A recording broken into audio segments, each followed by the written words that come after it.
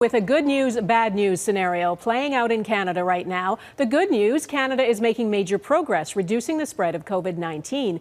After peaking at more than 8,000 daily new cases in January, infections have now fallen to below 3,000 a day. The bad news, highly contagious new variants are gaining ground. They have been detected in all 10 provinces. In Canada's largest city, 56 variant cases have been confirmed and hundreds of possible cases are awaiting confirmation in labs. In nearby Peel region, there are 45 confirmed variant cases. The top doctors for both regions say now is not the time for their cities to reopen. They are calling for the lockdown to be extended until at least March 9th. And they are crystal clear about why. The variants are spreading and stopping them may well be impossible, but let's at least slow them for a little while longer until more vaccine is available. I have never been as worried about the future as I am today. Right now, the case count numbers don't look so bad. They don't sound bad. But today's variant count is the tip of an iceberg. By the time the confirmed case counts are big enough to shock us, it will be too late to do anything. We will be in a third wave, as bad as anything we've been through thus far. In Newfoundland and Labrador, it is already worse than it's ever been before. In the span of 2 weeks, the number of active cases in that province has jumped from 14 to 338. 44 new cases were confirmed today. It's believed the spike has been driven by the UK variant. As Ross Lord reports in tonight's top story, the outbreak is having ripple effects across the province. Among the thousands of people forced to self-isolate in Newfoundland and Labrador are many who'd normally be on the front lines of the battle against COVID-19. Over 500 healthcare workers throughout Newfoundland and Labrador presently isolating related to either contacts with positive cases or possible contacts or symptoms. Some others are home because they have no childcare, while nurses scrambling to administer 2,000 COVID tests a day are doing so without vaccinations, according to their union. Even our team that are out swabbing the past week or so are not vaccinated. In a letter to the health minister and the province's chief medical officer, the union urges them to take all measures to speed the vaccination process. The outbreak from the variant first identified in the UK is having other ripple effects far outside the St. John's area. A part of the province that sometimes feels left out is now asking for isolation. Leaders in Labrador, which is separated from Newfoundland by geography and has a larger Indigenous population, are calling for their own bubble to keep outbreaks in St. John's or anywhere else from infecting their communities. Officials in Wabush say it's time for mandatory rapid testing or at least self-isolation for visitors from the island of Newfoundland to keep their town COVID-free. We just want to make sure that anybody coming here, especially from a known area where the cases are happening, I don't think it's too much to ask that somebody isolate or have the testing done. Jitters created by the outbreak are hard to brush aside, with health authorities warning it could be a while before fluctuating case counts subside. Ross Lord, Global News. There is still lots of uncertainty about how the variants impact children and are transmitted within schools. Students in parts of Ontario have recently returned to classrooms. In Alberta, schools have been in session for weeks, and nearly a dozen are now reporting exposure to the variant first discovered in the UK. Heather Urix West looks at what it could mean for the weeks ahead. The return to in-person learning brings a sense of relief for this Toronto parent. I love my kids to death, but they're starting to drive me crazy.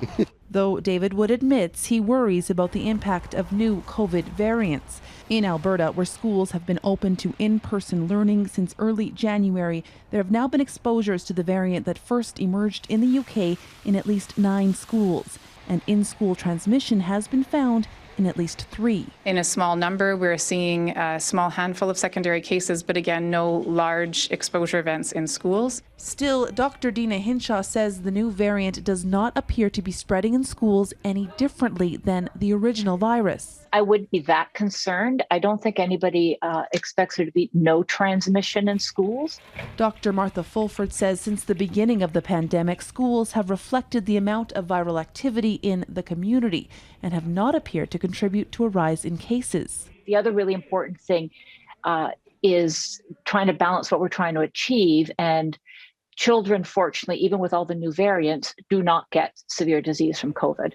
It's true, few children have had to be hospitalized because of COVID-19 in Canada, and less than 5 have died, though there is still much about COVID-19's long-term impact on kids that just isn't known.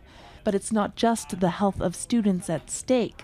Variants have been shown to spread more easily among household contacts. Even if there's, only a few cases at a school, then, let's say it has a high attack rate in the household, and then, one of the parents works at a meat processing facility. It's all connected, right? It's all a chain. It's why Alberta is now asking anyone who tests positive for the variant to isolate away from household contacts at a government-provided hotel. Heather Yurex-West, Global News, Calgary. There is some good news tonight about Canada's vaccine supply. After being delayed yesterday by bad weather in the U.S., Pfizer says its scheduled shipments to Canada are back on track. The company says just over 345,000 doses of the Pfizer-BioNTech vaccine were delivered today. 58,000 more are expected to be delivered by Friday. The vaccine rollout in First Nation, Métis and Inuit communities is happening faster than in much of the rest of the country. According to the latest data, more than 83,000 vaccine doses have been administered to people in more than 400 Indigenous communities. 25% of Indigenous adults have received at least one dose. That is about 6 times the rate of the rest of the country. Indigenous Services Minister Mark Miller says he is worried about the risk from the new variants. It's scary, and it is indicating a larger spread or potential to spread, and that's just magnified when you superimpose all the conditions that exist in Indigenous communities. Scientists are learning about these new variants in real time, and though there is still much uncertainty, some evidence is emerging. 2 of them have combined to form a mutated hybrid. The journal New Scientist reported on the research, which was done at Los Alamos National Lab in the U.S. It's not known if this hybrid poses a bigger threat, but as Eric Sorensen reports, it is a sign the virus is constantly keeping a step ahead of us. It was an underappreciated feature of the pandemic. A virus that spread to all corners of the world would inevitably spawn mutations. And as it transmitted through millions of people, variants appeared within months of the original COVID-19 outbreak. Now, potentially, another evolution, from virus to variant to hybrid variant, derived from 2 mutated viruses. This is not going to be a simple virus, a perfectly straightforward, one time and done. I think these are things that the scientists are going to be watching closely. We should respect them, but I think there's no reason to panic. When the novel coronavirus emerged, the simple hope was for a vaccine to kill it. As with any virus, it mutated into countless variants. Most are not threatening.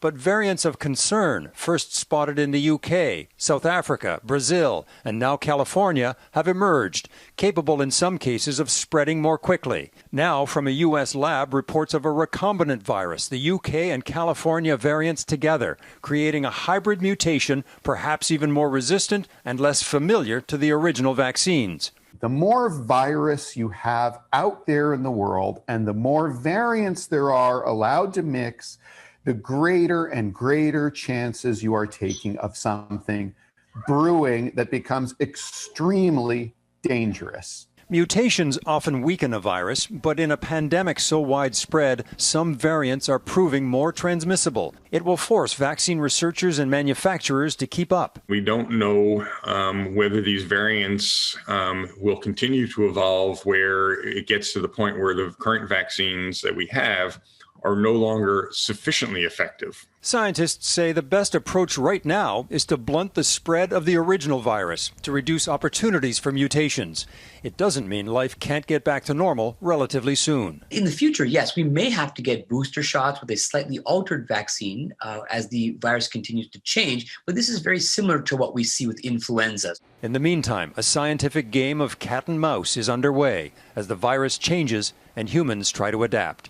Eric Sorensen, Global News, Toronto.